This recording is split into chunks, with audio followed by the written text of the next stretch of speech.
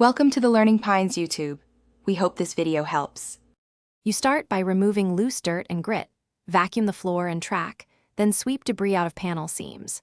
Once done, test your chosen cleaner on a discrete spot to confirm no discoloration, because stainless resists stains but finishes vary. Now mix a pH-neutral cleaner or a few drops of dish soap with warm water and apply with a microfiber cloth and soft brush.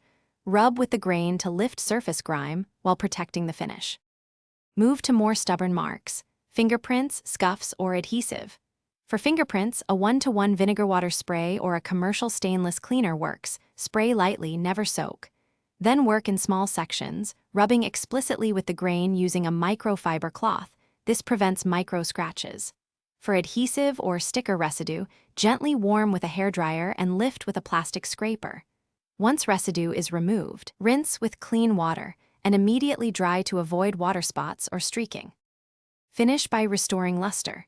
Apply a thin film of light mineral oil or a dedicated stainless polish and buff along the grain with a clean cloth, which both protects and repels fingerprints. Once polished, sanitize high-touch buttons and handrails with 70% isopropyl alcohol and let them air dry for safety. If you encounter pitting, brown corrosion, or areas that won't clean, stop further abrasion. Make sure to notify building maintenance, because chemical damage or corrosion may need professional treatment. Thanks for watching. Consider subscribing if we helped you.